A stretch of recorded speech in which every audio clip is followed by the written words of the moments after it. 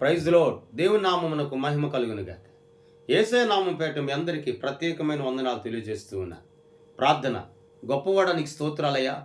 ఈ ఉదయకాల సమయమందు నీ వాక్యమును విని గ్రహించగలిగే ఆసక్తి మాకు దయచేయమని, మహిమ ఘనత మీరే పొందమని యేసయ్య నామమును అడుగుచున్నాము తండ్రి.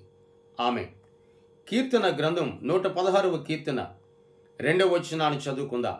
ఆయన నాకు సెవియొగ్గను, కావున నా జీవిత కాలమంతయు నేను ఆయనకు మొరపెట్టెదను. కీర్తనకాడైన దావీదు దేవుని స్తుతించుచున్న మాట, ఆయన నా సెవియొగ్గును అనగా నేను మాట్లాడుతున్న ప్రతి మాట, నేను చేయుచున్న ప్రతి ప్రార్థన ఆయన సెవియొగ్గి ఆలకించుచున్నాడు. ఆయన ఆలకించేవాడు గనుక నా జీవితకాలం అంతయు నేను ఆయనకు మొర్రపెట్టుదును అంటున్నాడు. జీవితకాలంలో మనుషుడు జీవించేది 70, 80 ఇంకా అధిక బలం ఉంటే ఇలాగ జీవించుచున్న జీవితకాలపు యాత్రలో ఎన్నో శోధనలు, ఎన్నో బంధకాలు, పలు విధములైన శోధనలు అనేవి ఎదురవుతూ ఉంటాయి, ఏర్పరచబడుతూ ఉంటాయి. కానీ దావీదు అంటాడు, కష్టమున్నా ఆనందమున్నా, సంతోషమున్నా బాధున్నా నేను ఆయనకు మొర్రపెట్టుదును అంటూ ఉన్నాడు.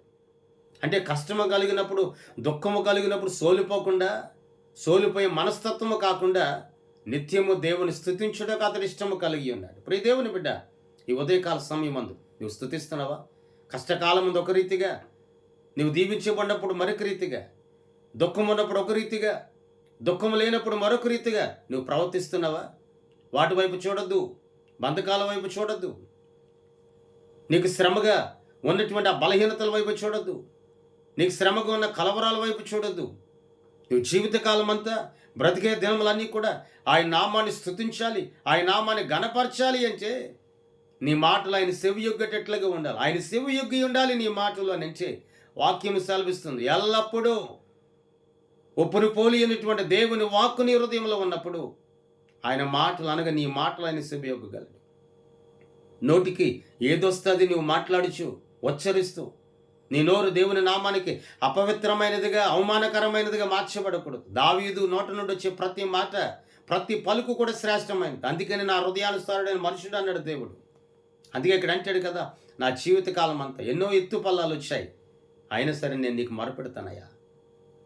దేవుడు అతను ఒక ఉన్నతమైన ఎక్కడో గొర్రెలు కాచుకున్నటువంటి వ్యక్తిని ఒక రాజు భవనంలోనికి తీసుకొని వచ్చిన స్థితిని దావీదు మర్చిపోలేదు.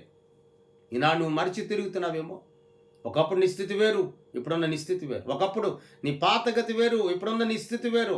అప్పుడు ఏమీ లేదు, ఇప్పుడు సమస్తమును దేవుడు నీకు దయచేశాడు. మరి దయచేస్తున్న ఆయనకు నువ్వు మొరపెట్టగలుగుతున్నావా? మనుషునికి మాట వింటున్నావు, మనుషుని మీద ఆధారపడుతున్నావు, మనుషుని మాట లెక్క చేస్తున్నావు. మరి దేవుని మాట నువ్వు విని ఆ మాట ద్వారా నడిపించబడగలుగుతున్నావా? ఒకవేళ వినలేని స్వభావం అనేది నీలో ఉంచే, ఒకవేళ గ్రహించలేని స్వభావం నీలో ఉంచే, యేసయ్య నామమున ఈ దినము నుండి వినడం నువ్వు ప్రారంభించో, దేవుడు నిన్ను, నీ కుటుంబాన్ని ఆశీర్వదిస్తాడు. ప్రార్థన. గొప్పవాడ నీకు స్తోత్రాలు.